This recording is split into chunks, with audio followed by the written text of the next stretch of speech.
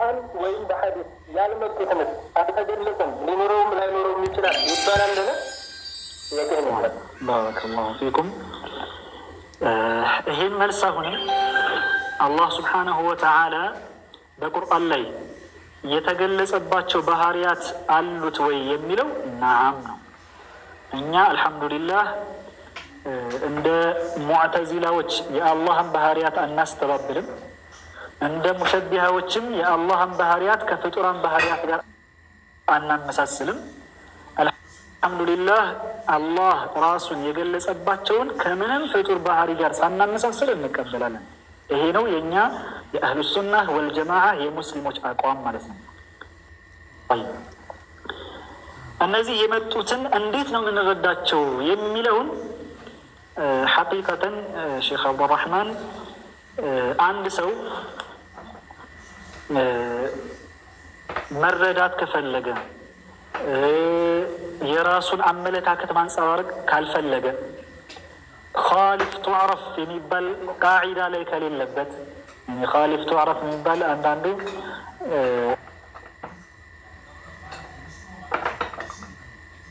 መታወቅ ስትፈልግ ከሌሎች እየትበል የሚባል ቃዒዳ አለና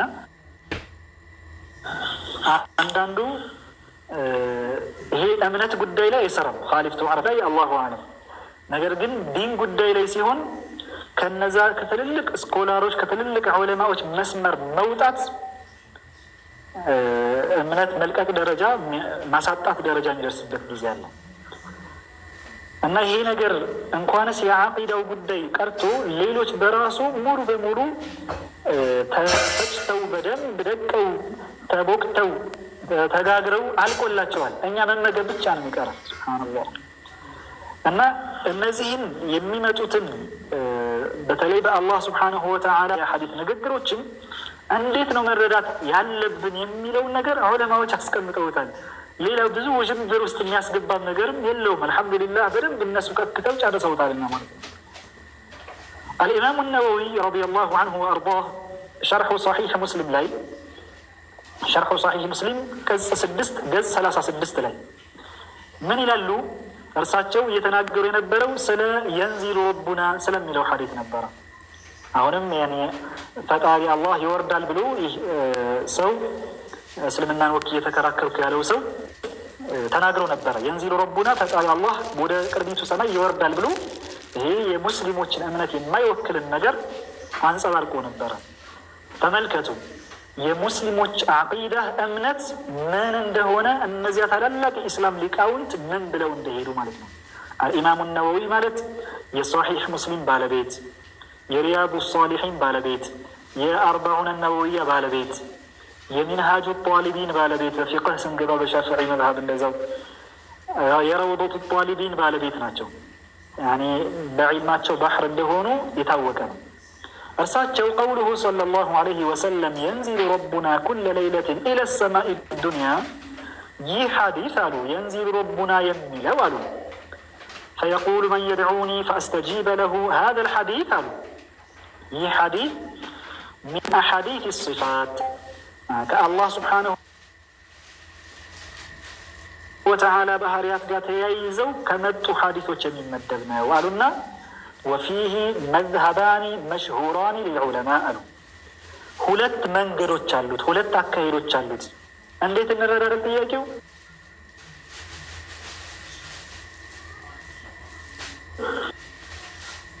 አልኢማሙ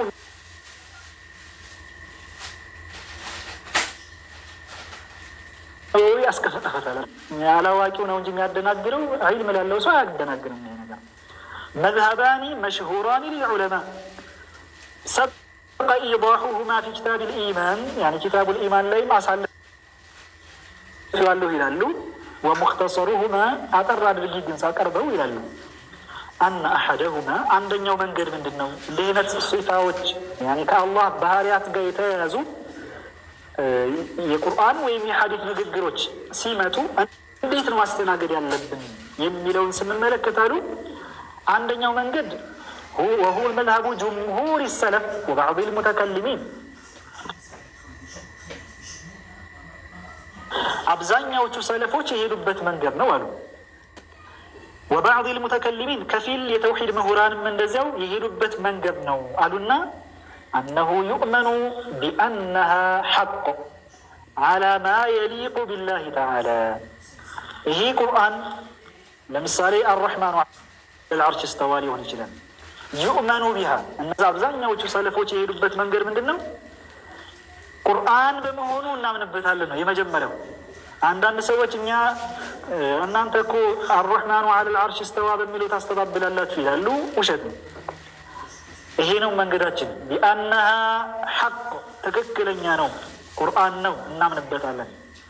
ዓላ ማ የሊቁ ቢላሂ ተዓላ ለአላህ ስብሓነሁ ወተዓላ በሚገባው መንገድ ነው። ደግሞ ትርጉሙ አረሕማኑ ዐለል ዐርሽ እስተዋ ማለት ማዕናው ትርጉሙ ለአላህ በሚገባው ነው።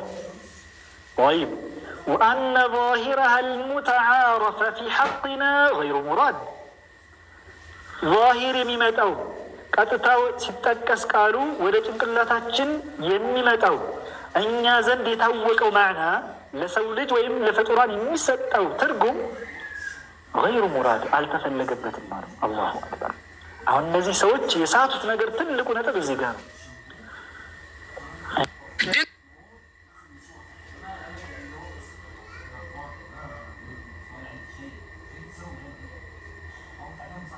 ሰለፎች የሄዱበት መንገድ ምንድን ነው? የራሱ የሆነ ማዕና አለው። ያ ማዕና ግን ምንድን ነው ተብለው ሲጠየቁ አላሁ አዕለም ይላሉ። አላህ ነው አዋቂው። እኛ ከነዛ ለአላህ ከሚገቡ ማዕናዎች ትርጉሞች መካከል አንደኛውን ስፔሲፋይ አድርገን ገድበን ይሄ ነው አንልም፣ አናስቀምጥም። አላሁ አዕለም ብለው ይሄዳሉ።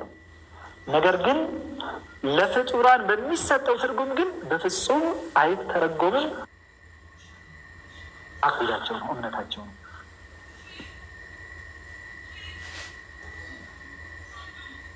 ማ ኢዕቲቃዲ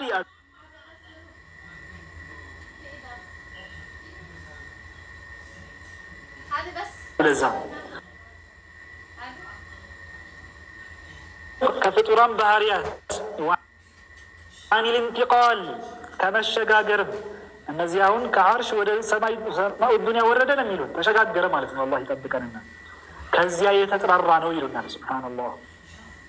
ወአኒል ኢንቲቃሊ ወልሐረካቲ ከእንቅስቃሴም የተጠራራ ነው። ወሳኢሪ ሲማት ልኸልቅ ከየትኛውም የፍጡራን ባህሪያት በጠቅላላ የተጠራራ ነው ብሎ ማመን ነው አብዛኛዎቹ ሰለፎች የሄዱበት መንገድ። ወሳኒ ሁለተኛው መንገድ አሉ መዝሀቡ አክተር ልሙተከሊሚን በኋላ ላይ ውዥንብሩ በጣም በሚበዛበት ጊዜ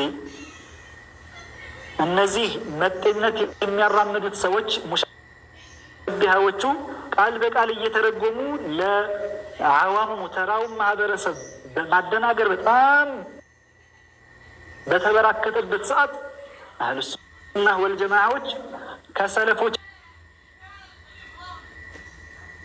አንዳንድ ተእዊል ያደረጉ ለአላህ ተከትለው አብዛኛዎቹ በኋላ ላይ የመጡት ዑለማዎች ተእዊል አድርገው ማስቀመጥ ጀመሩ። መዝሀቡ አክተር ልሙተከሊሚን አብዛኛዎቹ የተውሒድ ምሁራን የሄዱበት ነው። ወጀማዓት ሚን ሰለፍ ከሰለፎችም ትንሽ የማይባሉ የሄዱበት መንገድ ነው ተእዊል ማድረጉ። ወሁወ መሕኪዩን ሁና አን ማሊክን ወልአውዛዒ የንዚሉ ረቡና የሚለው ትርጉሙ ምንድን ነው የሚለው ከአልኢማም ማሊክ